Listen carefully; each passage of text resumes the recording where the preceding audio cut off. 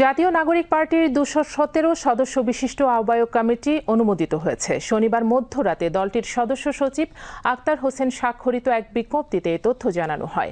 বিজ্ঞপ্তিতে বলা হয়, ২০২৪ সালে ছাত্র জনতার অভূতপূর্ব রক্তক্ষয়ী অভ্যুত্থানের মধ্য দিয়ে ফ্যাসিবাদী শাসন থেকে জনগণ মুক্ত হয়েছে।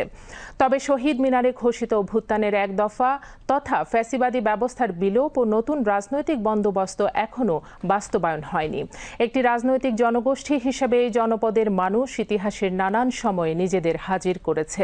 প্রায় ২০০ বছরের উপনিবেশ বিরোধী লড়াইয়ের অংশ হিসেবে পাকিস্তান আন্দোলনের মধ্য দিয়ে ১৯৪৭ সালে একটি স্বাধীন রাষ্ট্র অর্জিত হয়। কিন্তু পাকিস্তান রাষ্ট্র এই জনপদের মানুষের সামাজিক, রাজনৈতিক, অর্থনৈতিক মুক্তির আকাঙ্ক্ষাকে ধারণ ও বাস্তবায়ন করতে ব্যর্থ হয়েছে।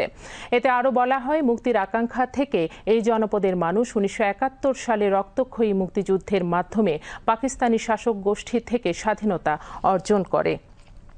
কিন্তু স্বাধীনতা পরবর্তী সময়ে ১৯৭২ সালে প্রণীত মুজিববাদী সংবিধানের মধ্য দিয়ে নির্মিত বাংলাদেশের রাষ্ট্র কাঠামো অগণতান্ত্রিক, স্বৈরাচারী ও ফ্যাসিবাদী শাসন প্রতিষ্ঠার পথ খুলে দেয়। ফলে এদেশের নাগরিকরা ইতিহাসের বিভিন্ন পরিক্রমায় বাকশাল, স্বৈরতন্ত্র এবং সর্বশেষ ফ্যাসিবাদের শিকার হয়েছে। এমন প্রেক্ষাপটে বাংলাদেশের রাষ্ট্র কাঠামো থেকে ফ্যাসিবাদের সকল উপাদান ও কাঠামোকে বিলোপ এবং জনগণের মুক্তির আকাঙ্ক্ষাকে বাস্তবে রূপ দিতে হবে। এজন্য একটি নতুন রাজনৈতিক বন্দোবস্ত বাস্তবায়নে বৈষম্য বিরোধী ছাত্র আন্দোলনের নেতৃত্বে ও জাতীয় নাগরিক কমিটির উদ্যোগে জাতীয় নাগরিক পার্টি নামে নতুন রাজনৈতিক দলের আত্মপ্রকাশ ঘোষণা করা হয়েছে।